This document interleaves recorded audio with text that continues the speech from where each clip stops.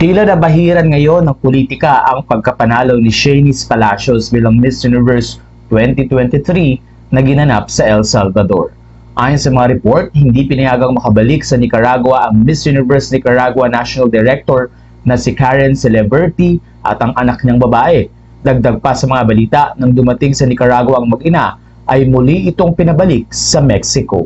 Ang Directorate of Migration and Foreigners Affairs ng Nicaragua ang nag-ban sa mag-ina para hindi makauwi sa kanilang bansa. Ang naging issue ay may kinalaman sa nakaraang Miss Universe pageant na ginawa sa El Salvador. Si Shanice si Shanice ay na-train at ginroom ng Miss Universe Nicaragua Organization para sumali sa Miss Universe competition ngayong 2023.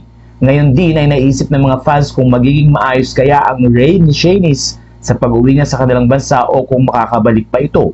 Matatandang matapos manalo ni Shanice ay dumiretso na ito sa New York City sa Amerika at doon pansamantalang titira para gawin ang kanyang mga obligasyon ng isang buong taon. Ang National Director na si Karen Celebrity ay isa sa mga finalist noon sa Miss Universe Nicaragua 1991 at naging National Director siya ng Miss Universe Nicaragua mula pa noong 2001. Ayon sa mga reports, may kinalaman daw di umano ang grupo ni Shanice na oppose ang mga ito sa government ng Nicaragua.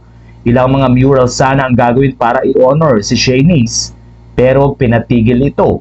Iniisip tuloy ng mga netizens kung ang nasabing bansa ay magkakaroon pa ng grand homecoming para kay Shanice gayong may mga issue na ganito. Matatandaan ang pagkapanalo ni Shanice bilang Miss Universe ay ang kauna-unahang corona para sa Nicaragua, pero marami ang nalungkot dahil nahaluan pa di umano ito ng politika.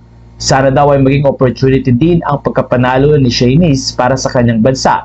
Prayers at suporta naman ang pinapaabot ng mga netizens at fans ng nasabing bagong Miss Universe.